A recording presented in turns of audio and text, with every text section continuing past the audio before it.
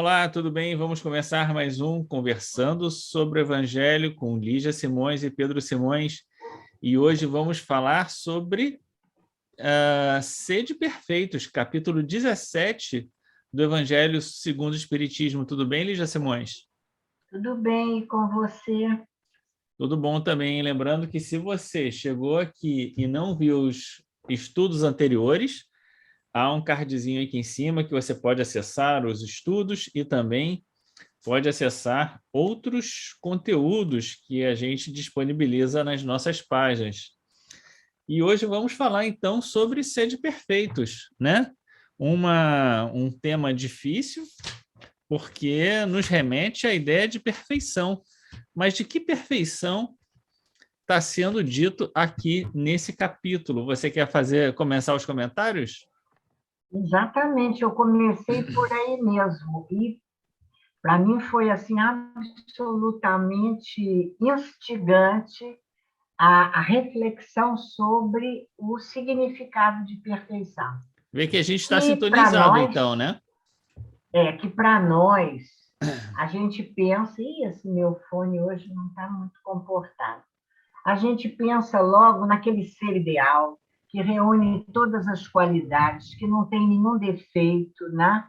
E que não tem, afinal de contas, em nenhuma circunstância ele precisa ser melhorado, não é? Então, essa seria a nossa ética, a nossa busca dessa perfeição, reunindo todas as qualidades. Mas eu tinha no meu evangelho uma anotação de algum estudo que eu ouvi de algum companheiro em algum momento, que aqui anotado no meu evangelho um segundo significado para a palavra perfeição. A partir do original, no grego, a tradução primeira da palavra em grego significa cumprir um objetivo, cumprir um propósito, alcançar um propósito. Integralmente. Diferente daquele padrão de ética ou de santidade. E aí é muito interessante. Tem aqui assim, perfeito, igual, a completo, maduro. E eu grifei o maduro. Então, nós vemos nessa outra interpretação do original grego da palavra perfeição, a ideia de perfeição associada ao amadurecimento do ser. Vamos gravar isso? Perfeição associado ao amadurecimento do ser. Um pouquinho diferente daquele ser que já reúne todas as qualidades e não tem mais nada para corrigir ou alcançar. Eu acho aqui que a gente tem que fazer uma observação nesse capítulo, também por conta de duas referências. Uma, que a gente tem essa ideia de Deus como perfeito, a perfeição de Deus, né? Que eu acho que é uma ideia equivocada. Deus não é perfeito, perfectível são os homens, mas Deus é outra coisa. Deus não está Vamos chegar lá, isso é o item 2, né? Ainda estamos isso. aqui no item 1. Mas nesse caso, se a gente perceber essa referência que Kardec faz no início do capítulo, que vai dizer: amai os vossos inimigos, fazei o bem aos que vos odeiam e orai pelos que vos perseguem e caluniam, é rigorosamente a mesma que está no início do capítulo 12, amai os vossos inimigos. Não havia observado isso, não. Boa observação. E o que chama atenção, então? Que o que ele está chamando aqui de perfeição, porque ele diz, então, sede perfeitos como perfeito é o Pai. Então, o que ele está dizendo de perfeição é uma perfeição relativa aos espíritos que estão encarnados em um mundo de provas e expiações, onde o bem predomina sobre onde o mal predomina sobre o bem. Porque a nossa perfeição, ou a nossa meta, ou o nosso cumprimento aqui, é fazer com que o bem predomine sobre o mal, fazer o amor ao inimigo. Essa é a nossa perfeição aqui. Se você conseguiu vencer essa barreira perfeitamente, então você pode ir para um outro estágio. É claro que esse outro estágio está longe de uma perfeição absoluta. Tanto que no Céu e Inferno, quando você pega o relato dos espíritos felizes, eles dizem: eu estou feliz, mas tem muita coisa ainda para aprender e para chegar nos espíritos mais iluminados. Perfeito, isso vem ao encontro do que eu estava dizendo. Quer dizer, se nós pensarmos a perfeição no nosso estágio, agora aproveitando a sua contribuição, não é? No sentido do amadurecimento do ser, da maturidade do senso moral, Que é o que ele não vai é? dizer mais para frente, né? Que vai dizer mais para frente, nós vamos ver o quê? Que no estágio em que nós nos encontramos, a perfeição relativa é fazer o máximo que está ao nosso alcance, como vai aparecer depois também. O máximo que está ao nosso alcance dentro de nossas capacidades e de nossas possibilidades. E aí, quando você fala da citação também no Amor aos Inimigos, um outro aspecto muito interessante aparece aqui, que é quando, não sei se você observou isso, quando Jesus vai falando, amar os inimigos, não fazer como os publicanos, não fazer como os vossos irmãos, não fazer como os pagãos, a referência do outro é esse exercício de convivência, porque nós temos aqui 4 personagens com características diferentes, classes, grupos diferentes à época, o cobrador de impostos, que era o publicano, os pagãos, descrentes da ideia do Deus, afastados da religião, os inimigos, aqueles que são contra nós, e sempre a referência desse esforço de perfeição, eu acho que isso também vai permear o capítulo, está na relação com o outro que tem, muitas vezes, está no momento de maturidade do senso moral diferente do nosso. O que não quer dizer que o nosso seja melhor. É isso que eu ia dizer. Há alguns, não, já fiz logo a observação, alguns são muito mais do que nós. Então, nós somos, sem nos colocarmos aqui e ali, há uma diversidade. Então, E é Pedro, o a que ele gente vai dizer pode, também, a gente que ele pode vai dizer também mais para concluir, frente, né? Ele também diz isso mais para frente. sim, a gente está amarrando aqui Uhum. já uma ideia no significado da perfeição. Fazer tudo, quando a gente chegar no verdadeiro espírita cristão, fecha isso. Yeah. Fazer tudo que esteja ao nosso alcance. E aí é interessante, porque, veja, no Livro dos Espíritos, se a gente tem também um outro caminho para a gente perceber essa perfeição relativa, que é se nós fizermos o contraste, vamos lá, no Livro dos Espíritos, a questão 895, quando Kardec pergunta aos espíritos qual o sinal mais característico da imperfeição. E ele diz, considerando os defeitos e os vícios, que esses a gente já está cansado de saber que tem. E ele vem falar de interesse pessoal e apego às coisas materiais. Mas então, eu não digo... veja o patamar em que nós nos encontramos. Interesse pessoal e apego. No nosso mundo, como você lembrou bem, e essa é a nossa perspectiva. Essa é a nossa perspectiva, não é verdade? E por isso... E lembrando, a essência da perfeição na caridade, no exercício da caridade, na relação com o outro. Porque quando a gente fala de caridade, como você gosta de lembrar, benevolência, indulgência, perdão, abnegação e devotamento, que você sempre frisa, a gente está falando de quê? Em todas essas condições, características, você vai exercer isso na relação com o outro, seja o pagão, o inimigo, o publicano ou os irmãos que, assim, só uma observação, naquele momento, irmãos eram os que eram da comunidade, não o irmão biológico. Sim, Para claro. os judeus, eles chamavam irmãos aqueles que participavam da sua comunidade. Não é verdade? Tem que também a gente considerar que, para os outros, nós somos os publicanos, né? Para muitos, Para muitos, ainda nós somos. somos o publicano, né? Aquele a quem eles têm que suportar, né? Aquele sentido de suportar que a gente já comentou aqui também, né? E Aham. eu acho interessante isso que você está comentando, porque essa ideia de fazer o máximo que a gente pode, né? Porque quando ele fala da perfeição, ele diz, né? Amai os inimigos, fazer o bem aos que vos Tudo odeiam e orai bem. pelos que vos perseguem e caluniam. Então, tem uma dimensão que a gente não pode fazer muito mais pelo outro, ou não pode nem buscar a conciliação por infinitas razões que que não vêm aqui ao caso. Mas você ainda assim pode orar por ele, né?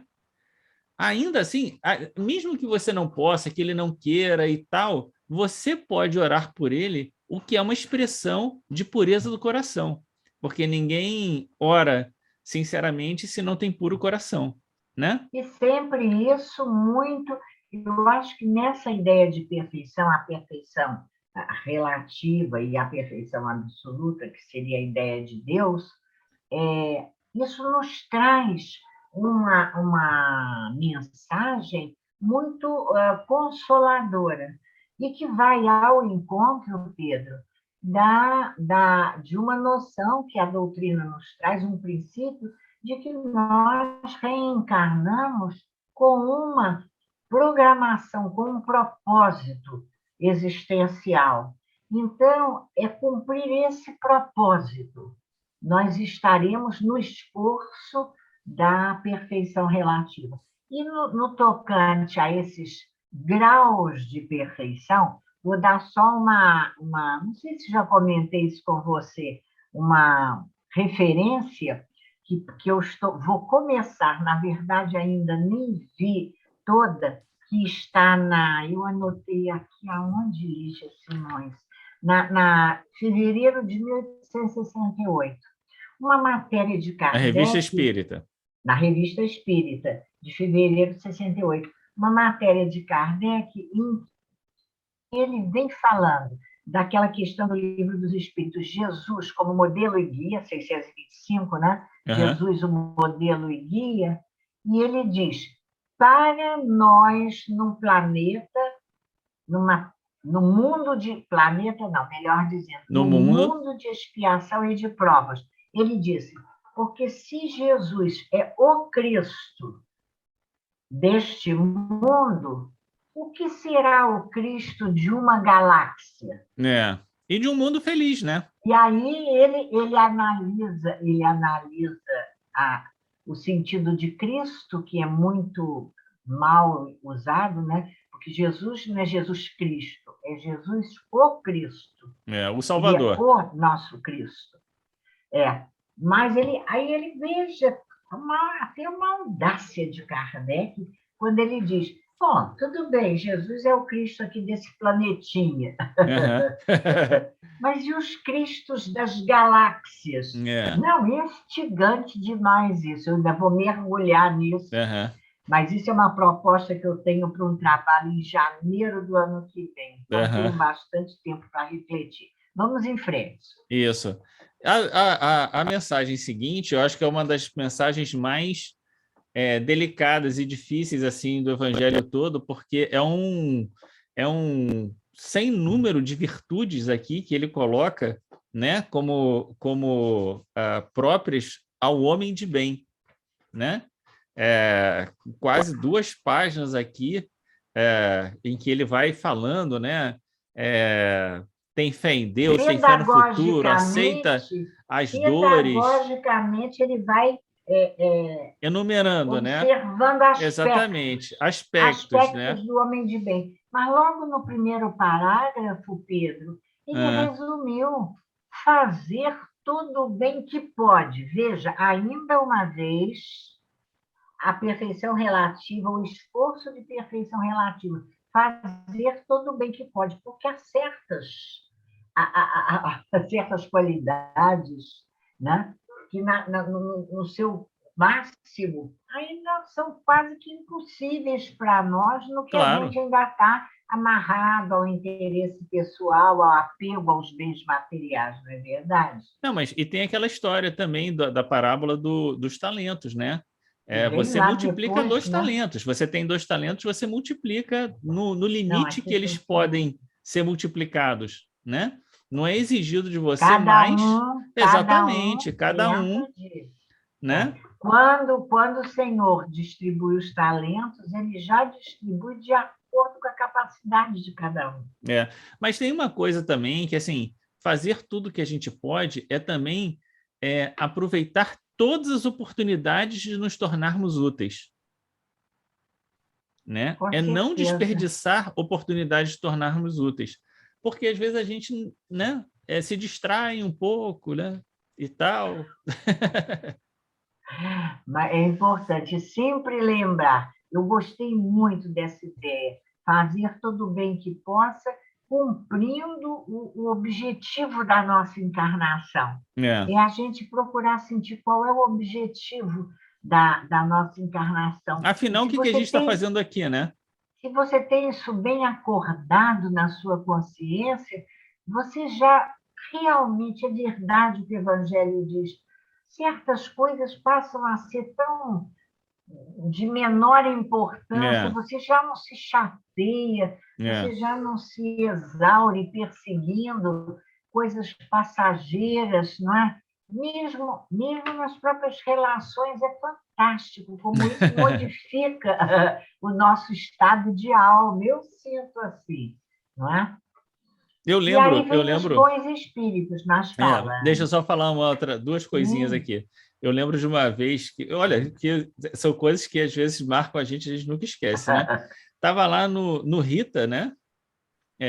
E aí caiu exatamente essa mensagem para ser comentada. E aí o expositor, que eu lembro do rosto dele, mas não lembro assim exatamente o nome dele agora. E ele tinha que Ah, comentar isso, né? Essa passagem, essa mensagem. E aí ele do pede homem de bem. desculpas, é o homem de bem. E ele pede desculpas, porque, afinal de contas, o que ele ia falar, certamente são coisas que ele estava ali lutando para Ainda não fazer, conseguia né? Ali, fazer. sim, com certo constrangimento, né? De estar falando todas aquelas coisas. E depois veio a mensagem espiritual reforçando que não era só ele, né? Que isso era um esforço de todo mundo e tal, não sei o quê. Então, isso ficou muito gravado na minha cabeça em relação a essa mensagem. E no finalzinho da mensagem, Kardec vai dizer aquelas frases consoladoras também, né? Aquele Sim. que se esforce por possuir as qualidades que acabamos de mencionar, no caminho se acha a que conduz a todas as demais. Então, pelo menos isso já é consolador. Eu acho que a gente tem que ter essas qualidades como roteiro, né? Como uma certa meta de vida, de propósito de vida, mas aquele que se acha no esforço de possuir essas qualidades, no caminho está já para possuir outras, né? É consolador e não é, porque ele diz também, olha, não disse tudo não, só falei algumas qualidades. É Ou verdade, é seja, verdade, mais uma é vez, a verdade, perfeição relativa. é Nem verdade. adianta eu dizer para vocês que tem muito mais coisa que vocês não vão nem entender, não é É verdade? verdade, é verdade. Vão desanimar. Você falou 2 folhas e ele diz que foi pouco, viu, Pedro? Pois é, não isso ainda não é tudo, né? Não. Bom, então aí temos agora os bons Bons espíritas, espíritas? é isso, né? E aqui é que Bons ele vai espíritas. A desenvolver. pergunta, a pergunta é: nossas ações são coerentes com a doutrina espírita que abraçamos É, e divulgamos? né, é, Santo Agostinho pergunta ao final de cada dia a sua consciência: né, fiz tudo o que podia? né, Fiz né, tudo o que podia no dia de hoje? né. E sem querer dar spoiler, né? É isso que vai ser o próximo capítulo, né? O próximo capítulo, São muitos dos chamados poucos e os poucos escolhidos, é escolhidos. isso, né? A gente está sendo coerente com aquilo que a gente fala ou não, né? Mas, de qualquer maneira, Quando a aqui vem gente trazer vai uma lá... explicação, fala. aqui vem trazer uma explicação muito importante, que ele fala sobre a maturidade do senso moral, que é exatamente a ideia de que, por mais que você tenha as noções espíritas, se você ainda não amadureceu o senso moral, você ainda será um espírita imperfeito, né? Então, porque é essa maturidade que vai proporcionar o bom uso, vai proporcionar uma coisa importante, que é o testemunho daquilo que você abraça, prega, o testemunho. E é interessante perceber que o testemunho vai ser dado pelo esforço, esforço. Olha como é relativo. Esforço para domar as suas más inclinações. E aí entra o que? O papel da vontade firme. Mas o esforço de domar as más inclinações, porque não adianta tentar trabalhar a virtude se você não resolver primeiro o problema da má inclinação. Na verdade, toda essa discussão é um domínio sobre si, né? O quanto você tem um domínio sobre si, o quanto você é levado escravo das paixões e o quanto você domina a si mesmo e todos esses apelos materiais do mundo, circunstanciais, acabam passando ao largo, né? Porque você tem tanto domínio sobre si que você não se deixa influenciar pelo contexto e nem pelas paixões materiais, né? Pelos impulsos. A nossa contaminação com essas paixões ainda muito sensoriais, materiais, você veja que quando os espíritos, lá no Livro dos Espíritos, 893, 895, eles vão falar da conquista, da perfeição e tal, eles falam de quê? Quando eles falam do interesse pessoal, eles dizem que para nós trabalhar o interesse pessoal é sacrifício. Olha a dimensão. É muito interessante isso. A gente abrir mão do interesse pessoal no nosso estágio ainda é um sacrifício, né? É forte isso. Para quê? Para que a gente possa agir dentro da desinteressada caridade. A adjetivação é interessante também, porque se ele fala em desinteressada caridade, é porque há muita caridade interesseira. Não é verdade? Mas muito aqui, nesse item, ainda vai aparecer também a ideia do que seria o verdadeiro espírita, né? Sim, a gente precisa sempre repetir, né? Isso. Reconhece o verdadeiro espírita pela sua transformação moral e pelos esforços que emprega para tomar as suas más inclinações. Né? Mas não termina aí, né? Se também esforça... aquele que é tocado pelo coração. Não, mas não é isso não. Ele diz assim, e se esforça por desligar-se dele, do horizonte limitado, né, da vida material, e sempre o consegue se tem firme vontade. Aí entrou a vontade que eu toquei ali na frente. Exatamente, porque a gente fica sempre nessa ideia pelo esforço, né, a ideia do esforço, mas acaba deixando de lado a ideia que você consegue se tem firme vontade. Não, mas o esforço pressupõe a vontade. Sem vontade, você nem faz esforço. Não, é porque nas questões sobre as paixões, né, ele diz que, às vezes, a gente diz que se esforça, ou se esforça, né, mas isso está só nos lábios. Né? Então, ele tem um comentário sobre isso, né, de que, às vezes, a nossa vontade não é tão vontade assim, né? Uma vontade amolentada, como dizia Leon Denis, amolentada. O que mais que a gente tem aqui? A parábola do semeador, que A Jesus mesmo parábola do comenta. semeador volta a nos mostrar, Pedro, as diferentes etapas. Olha que amarração perfeita Kardec faz nesse capítulo. As diferentes etapas do desenvolvimento do senso moral. Os diferentes estágios do processo de maturidade do senso moral, que são as diferentes categorias espíritas, como ele vai comentar, Kardec vai comentar depois, dizendo, né, focando nos espíritas. Uhum. Né? Agora, porque os terrenos não são nada mais do que os diferentes estágios nossos. Somos espinheiro, somos pedregulho, até terra árida, seca, não é? Diferentes estágios nesse processo de amadurecimento do desenvolvimento moral, porque a semente é sempre a mesma, e o semeador também, não é verdade? E, num certo sentido,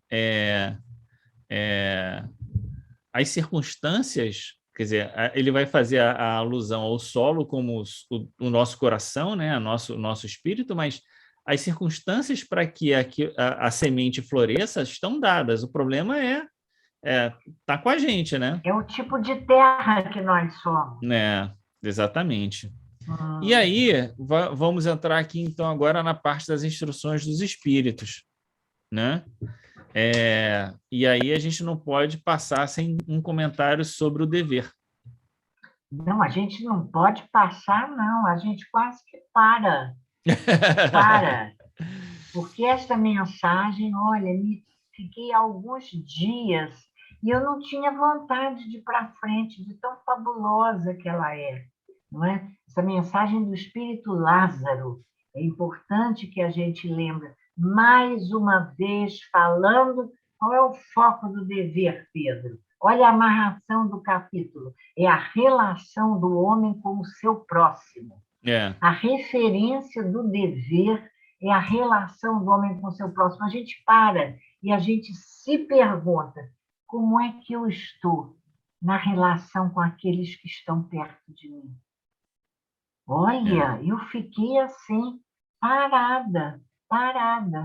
Porque eu digo, meu Deus, deixa eu passar. Fui passando um por um dos meus próximos, inclusive você, viu, meu filho? E para ver se eu estava cumprindo de acordo com o meu dever, sem invadir o outro, se respeitando. Gente, é muito importante isso. Mas a gente tem que ler aqui, pelo menos, a definição que ele dá de dever, né? Que é uma definição que eu acho que ela é um fio de navalha, né? Porque ele diz que o dever principia para cada um de vós exatamente no ponto em que ameaçais a felicidade ou a tranquilidade do vosso próximo e acaba no limite que não desejais ninguém transponha com relação a vós. Então, isso na prática. Dá uma licencinha, na prática, porque antes ele faz, quando você falou da definição, eu pensei que você fosse começar o ponto. O dever é a obrigação moral da criatura para consigo mesma, primeiro consigo mesma e em seguida com os outros. O dever é a lei da vida. Olha, o dever é a lei da vida, meus queridos companheiros, quem estiver de lápis na mão, envolve isso, porque é muito sério. O dever é a lei da vida. Como o pessoal gosta de dizer, já é meio batidinho, mas vale nessa hora, não viemos aqui a passeio, viemos cumprir o nosso dever. O dever é a lei da vida. Ter alegria, ter prazer, satisfação em cumprir os nossos deveres, sejam eles quais forem, acordar feliz, porque vai cumprir o seu dever, isso é fantástico. Mas veja só, não é só no estado de encarnado, né? Isso é um aprendizado para a vida com V maiúsculo, né? Onde quer que a gente esteja, encarnado ou desencarnado, Mas eu né? estava falando dos encarnados, porque os desencarnados não têm isso de acordar e dormir, essas Ah, isso é coisas. Isso verdade, somos mas nós tem, aqui, tem que que cumprir o botamos dever também. despertador, né? É, mas Já tem que cumprir o acordamos dever. reclamando do despertador. Olha, Aham. o dever íntimo do homem fica entregue ao seu arbítrio. Sabe, Deus às vezes é assim, né? A lei de Deus. Meu filho, faz o que você quiser. Obedeceu. É a Fica liberdade, entregue, né? ó, ao seu arbítrio. E aí ele diz: o aguilhão da consciência, guardião da probidade interior. Né? A ideia de probidade é bem interessante, como cumprimento das nossas obrigações. Não é? Então, você vai ver que cumprir o dever, quando a gente fala em desenvolvimento do senso moral, que eu também fiz aqui umas digressões, não é? Olha, cumprir o dever fica entregue ao aguilhão da consciência. Então, você veja que esse estado, uma conclusão minha, de desenvolvimento do senso moral, tem que harmonizar a consciência com o serviço. O É, serviço é o cumprimento do dever, é, para dar paz à consciência. E se a gente tem paz de consciência? Porque a consciência está tranquila na obediência à lei de Deus. E no serviço, atender ao nosso serviço de cada dia, isso nos provoca uma expansão do ser, um aperfeiçoamento, uma expansão da consciência, é. um aprofundamento do nosso ser. É muito Mas importante tem um refletir detalhe aqui sobre isso, importante, né? Já que você está tocando nesse ponto, que ele por esse diz que aspecto.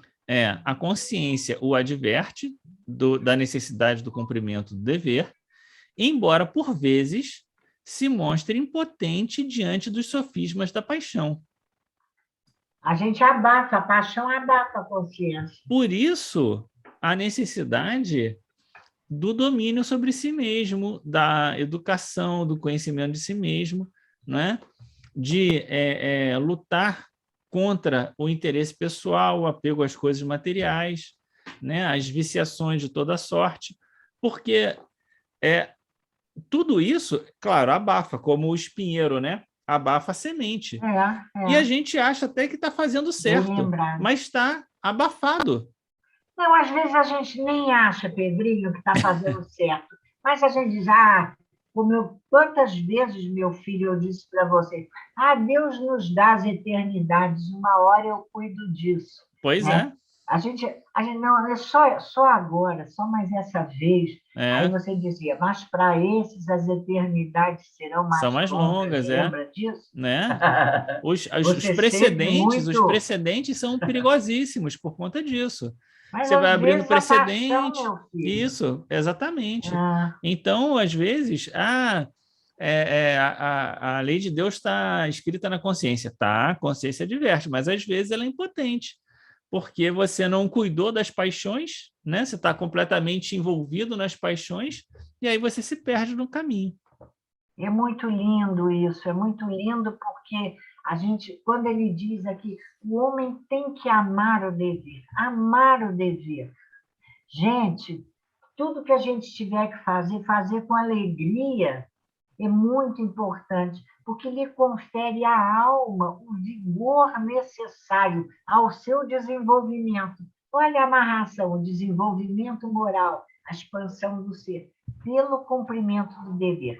E aí, deixa eu te dizer, meninos, já passamos quase 50 minutos, mas deixa eu te dizer, porque se a gente parar no dever aqui, tem a virtude que é importante também, mas deixa eu te contar uma que eu anotei também aqui, que é uma historinha de Chico, sabe? Eu acho que o povo hoje em dia está explorando muitas historinhas de Chico.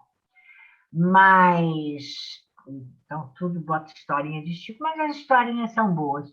Então, a historinha de Chico diz que ele, como é que era a mesma história? Meu Deus, está anotado aqui no meu evangelho, eu já tive que lembrar dela. Diz assim, que o sujeito parou o Chico na rua e falou para ele, vou perguntar onde que você faz a ligação dessa historinha com os nossos comentários. O homem falou para o Chico na rua, Chico, você é o máximo, você é um espetáculo, você é um homem de bem, você é um virtuoso, e toca de elogiar Chico, e Chico, no jeito dele, falou, não, meu amigo, eu não sou nada disso, eu sou um verme. E aí e se despediu do cara, para o cara não ficar elogiando ele. E aí diz que Emmanuel, né, apareceu para ele e falou para ele: olha, não insultes o verme, porque o verme está atendendo ao seu propósito existencial. Gente, que bárbaro! Não é linda essa historinha? É, bacana. Tá? O que é isso? Onde é que a gente linka isso? Ué, no cumprimento do dever, né? No objetivo da perfeição. Não, aham. Alcançar o seu objetivo. O verme está perfeito, fazendo o trabalhinho dele. Não insultes o verme. Gente, que historinha boa essa!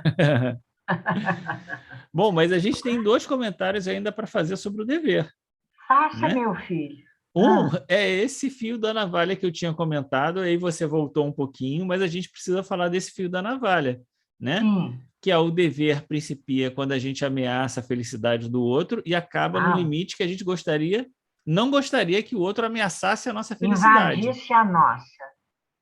Que é um fio de navalha muito tênue, não é?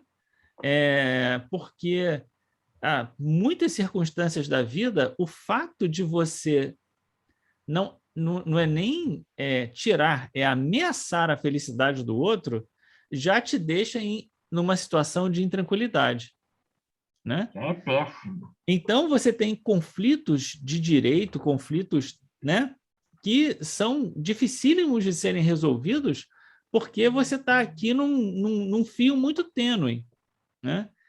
E como é que resolve isso?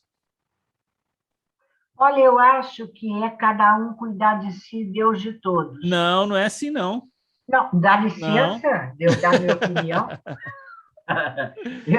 Para mim, nesse momento que você me pegou assim, de surpresa, eu diria, cada um de si, Deus de todos, porque eu acho que quando a gente, muitas vezes, quando você invade a vida do outro por desrespeito mesmo, falta de modo, nem vou comentar, mas às vezes você invade acima a vida do outro na pretensão de importância da sua personalidade, que você acha que você vai palpitar a vida do outro orientando, porque você sabe mais do que ele, a importância da personalidade. Deixa cada um com seu quinhão, vai cuidar da sua vida e respeita o seu irmão. Se o seu irmão te solicitar ajuda, ajuda na medida do que possa. Ora por ele todas as noites, mas deixa que cada um cuida de si, Deus de todos. Você não concorda, não, Pedrinho? Eu concordo, mas Fala. essa solução, Colocação? essa Ah. solução é uma solução disruptiva, no sentido de que, Como? Que palavra é essa, gente? bom, Qual é então a vai palavra? Repete. disruptiva, você cria uma ruptura. Disruptiva. Você cria uma ruptura. Disruptiva. Ah, Você cria uma ruptura. Por não quê? Porque sei. cada um vai cuidar do seu, então. Então, exatamente o exercício da conciliação, de caminhar junto, às vezes acaba acarretando que não é que você queira invadir o espaço do outro de uma maneira impositiva, dominadora, mas há no convívio interseções, vamos dizer assim, de direitos ou de posições, não é? Que são difíceis de serem conciliadas. E se você diz que cada um vai para o seu lado, então você está. Cada um vai para o seu Cada lado, um não cuida é do seu, você vai você, dizer, você ser indiferente ao outro, não. É você perceber que nós somos individualidades mas veja, e caminhamos com o sim, outro, mas não caminhamos com a perna do outro, nem sim, o a outro gente não caminha caminha com com a a perna do outro. nossa. Sim, claro, mas existem espaços de relação em que, aí é a minha versão aqui para a história do dever, né? Aquele que sacrifica mais o seu interesse pessoal é Sim, mais cristão nessa relação. Ou seja, ainda que, né, eu esteja perdendo um pouco da minha tranquilidade, ou sei lá, alguma coisa que esteja me afetando, eu prefiro que isso aconteça comigo do que fazer com que aconteça com outro. Pode Certo? ser. Isso é complementar. Uma coisa, os Não, dois são não, complementares, não? isso é Ah, sim, fundamental, mas porque esse é o exercício, esse é ah, o exercício do caminhar junto, de que você, percebendo que você prefere que você, entre aspas, sofra do que fazer o outro sofrer. É sim, esse é o o... esforço de domar as más inclinações. A Exatamente, quer má dizer, inclinação seria o se meu isso que eu estou interesse fazendo, primeiro. se isso que eu estou fazendo, ainda que me alegre, causa um desconforto no outro, eu deixo de fazer cumprindo o dever de não ameaçar a felicidade do outro. Então, num conflito, aquele que entende isso antes dá sinal de que tem mais amadurecimento do senso moral. Kardec disse isso lá no Mas Viagem veja, Espírita, isso não é? aqui está colocado na sequência dessa mensagem, quando ele fala da igualdade da dor. Ah, A igualdade da belíssimo, dor bem lembrado. é algo absolutamente importante, porque, ora, se eu não quero, se eu sei o quanto isso dói em mim, eu não quero provocar essa dor no outro, Aham, né? Então, Deus né? promove a igualdade em relação à dor, perante a dor, para que ninguém acuse ter feito mal sem saber das suas consequências. Quer dizer, ele está falando aqui de uma dor consciencial, né? Consciencial, claro, né? Consciencial. Né? Olha, já temos quase 55 minutos de gravação. Né? E eu, assim, com todo respeito à mensagem sobre a virtude, eu acho que a Ah, mensagem do homem no mundo é mais significativa no conjunto desse capítulo. então, na virtude, ela pega, aqui, a Mensagem. virtude é de François Nicolas Madeleine, pega um aspecto, porque ele aborda nesses 3, 4 parágrafos a questão da não ostentação da virtude, é o foco. Uhum. O foco da mensagem da virtude é a não ostentação, é fugir à admiração das massas. Você fazer o bem É você silenciosamente. desinteressadamente e Cumprir o dever. silenciosamente, É, sem like, sem flash, é, é. sem exposição na mídia. Vai O fazendo, vai foco é fazendo. esse, o Isso, foco é esse, isso, porque isso. as virtudes mesmo estão, como você lembrou bem, tanto trabalhadas no homem de bem como no homem no mundo, não é Isso, verdade? Mas no isso. homem no mundo a gente pegou também os bons espíritas, verdadeiros espíritas, bons espíritas, né?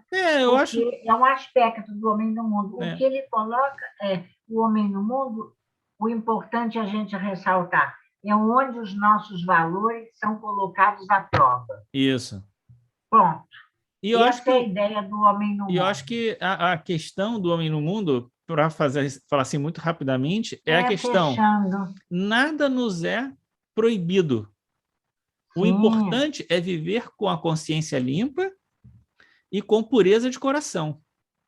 isso. Se você tem consciência limpa e pureza de coração, se você cumpre o seu dever, você pode sacrificar, né, as frivolidades do dia, ser uma pessoa como as pessoas da nossa época, como ele fala, mas faz isso com a consciência limpa, sem ofender a ninguém, né? Somos chamados a estar em contato com pessoas das mais diversas, né? Umas à nossa frente, outras à nossa retaguarda, né? Certamente Superiores e inferiores em qualquer em das qualquer circunstância, conotações de superior. cumpra seu dever, faça, né? Amadureça o seu senso moral nas relações, caminhe, né, com o outro, e é isso. É muito bom mesmo, Muito bem, vamos muito terminar bom. então por aqui? Vamos terminando então por aqui. Foi excelente o nosso estudo sobre a perfeição, a ideia da perfeição. É isso aí. Gostei muito. E quem estiver nos assistindo que quiser deixar uma pergunta, um comentário, deixa aí para a gente, que a gente adora ler e depois comentar, responder, né? Posso mandar um abraço para minha xará Lígia? Gosto muito de ler os comentários dela. Ela é de uma delicadeza, de uma gentileza conosco A muito Lígia, grande. nossa fã aqui, ela toda vez que sai, Mas nós ela... também somos fãs Sim, dela. claro, claro, claro, estamos juntos. Nesse Estamos esforço juntos. conjunto, né? Pedindo a Deus que Isso. nos abençoe a vida, né? A nossa casa, a nossa família, todos que estamos nessa hora aqui terminando esse estudo, que Deus nos abençoe, que a gente possa caminhar esse caminho, né? O caminho do esforço de superação de si, de fazer o máximo que a gente pode nessa nossa jornada de busca de do cumprimento, né? Das nossas tarefas aqui nesse mundo, não é isso? Cumprindo o nosso dever a cada dia com alegria. É isso aí. Um grande abraço, tchau. Até quarta.